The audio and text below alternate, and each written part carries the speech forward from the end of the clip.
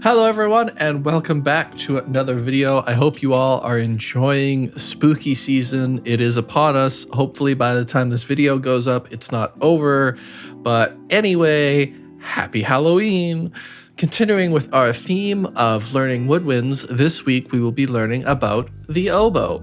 Now, there are a lot of instruments in the oboe family. Of course, we all know the classic oboe. However, there is also the English horn, the oboe d'amore, the oboe de cassia, the heckelphone, and the bass oboe. So there are a lot of instruments in this family. However, for the purpose of this video, we will be primarily exploring the sound and characteristics of your basic standard oboe, just to keep things simple. However, keep in mind that a lot of what we talk about will actually transfer to these other instruments. And this is mostly because they are all in the same family, so they are all very similar. Let's start with some basic info. Now, the oboe is actually a much more well-used instrument than the instruments in the flute family. It is an alto-soprano instrument, so its range sits a bit lower than the flute, while still being high enough to be lyrical in a lot of very pleasing ways. As such, the oboe as well as the clarinet are sometimes considered the more popular of the winds in many circles of composers. The standard range of a basic oboe is from B flat 2 up to G5, or this range on your keyboard. However, a lot of the most effective oboe lines, and where you will see this instrument be played a lot, is actually a much narrower range from about F3 to C5. Above C5, the instrument gets a little bit more shrill, a little bit more harsh, kind of like what the flute does in its super high ranges, although not to that extreme of an extent. And it also does lose a little bit of its strength. And below that F3 range, it also starts to get a little weaker. While it does sound extremely warm and soothing, it can get lost very easily in the rest of your orchestra. So between that F3 to C5 range is sort of a perfect combination for this instrument in terms of being high enough and piercing enough to be heard, but still being soft and warm enough to be pleasing and soothing to the ear. Now, while this instrument is definitely more popular than the flute and is one of the more well-known woodwinds, it is actually a very temperamental instrument from the viewpoint of a lot of musicians who play the oboe. It requires excellent embouchure control, and as a composer you might be asking, what is embouchure? Well, it's basically the shape your mouth has to take to play the instrument, and it is very difficult to do, and it takes a lot of training to get it done perfectly. The oboe also requires a lot of frequent rests, more so than the rest of the woodwinds.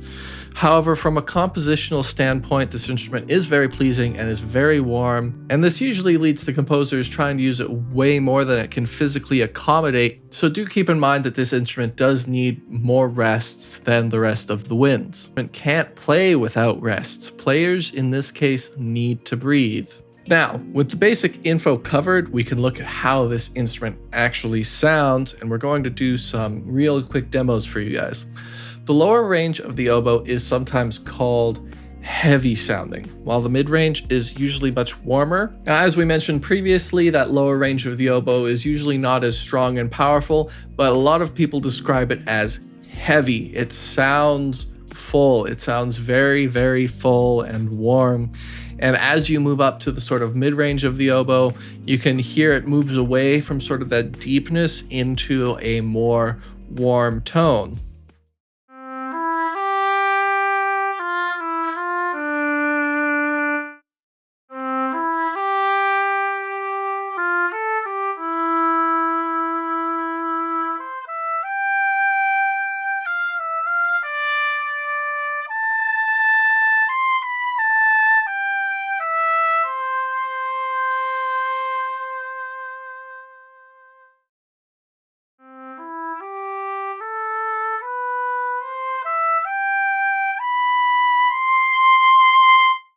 As you will notice, as we move further up the range of the oboe, it can start to sound a bit unpleasant. It also becomes less prominent the higher up we go, making its mid-range the most popular for solo oboe lines, as we mentioned. Now, it's also important to keep in mind that the oboe is a double reed instrument, so it does have a lot of what I would like to call buzz in its tone. Now, this is a lot more prominent when you go up to the high end and you can sort of hear it start to come in.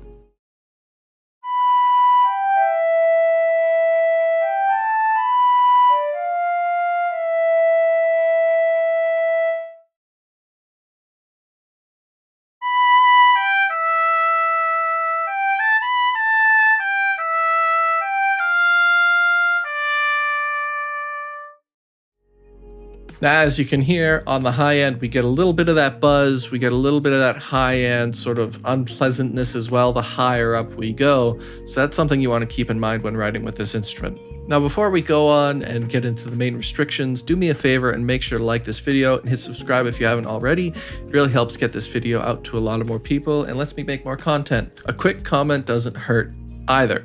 Now, let's take a quick look at the restrictions. Like any instrument, the oboe does come with its own set of them, as well as options that the oboe excels at. So it has strengths and weaknesses.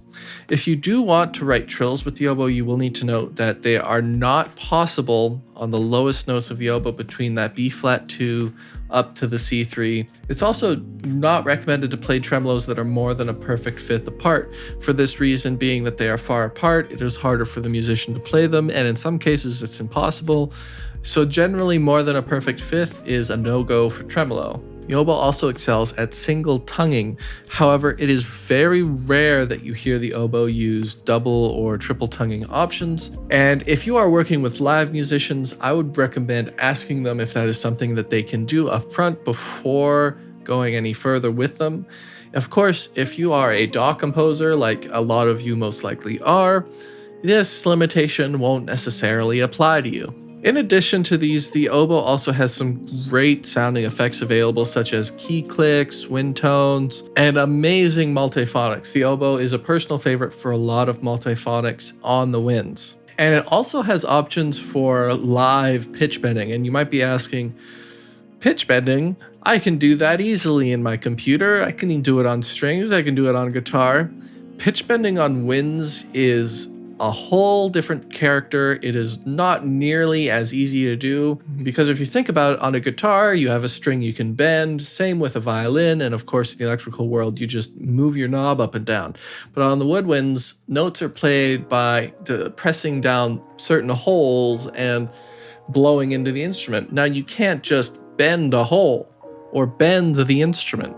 So it's very rare that you see something like this, and the oboe actually lets you do a little bit of pitch bending, but it is only by about a quarter tone in any direction. The oboe also sounds great when used to double other instruments, especially passages that are very melodic in nature, and this is simply due to the oboe's nature itself as a very melodic instrument. It won't overshadow your main instrument that it's doubling, but it will add a nice little bit of bite.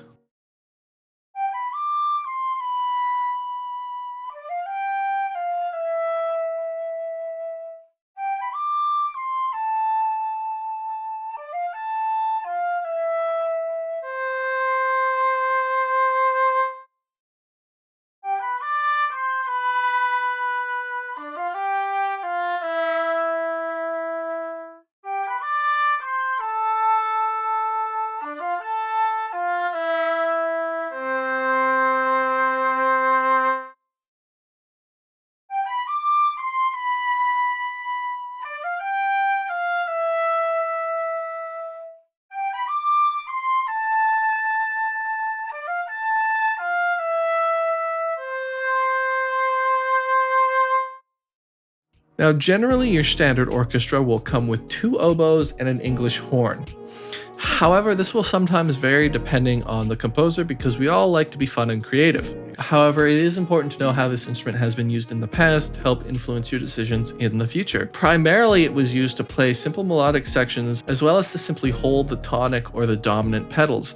Of course, it still sounds great in these areas, but nowadays we use it a lot more creatively, which I highly encourage. Think outside the box, use this instrument in creative ways because it really will fill that gap. Now we're wrapping it up here now, guys, but let me know if you guys do want another video of the other instruments in the oboe family and generally how they all work. I will be making another general video for the English horn later, simply because of the instrument's popularity and its placement in a standard symphony orchestra. However, if you want more info on options like the heckelphone or the bass oboe or other instruments of the family, leave a comment down below, let me know, and I'll get to one. In the meantime, that will be it for today. I hope you all enjoyed this video. I hope you all learned something useful, and I hope I helped you along your compositional journey. I'll see you guys next time. Bye-bye.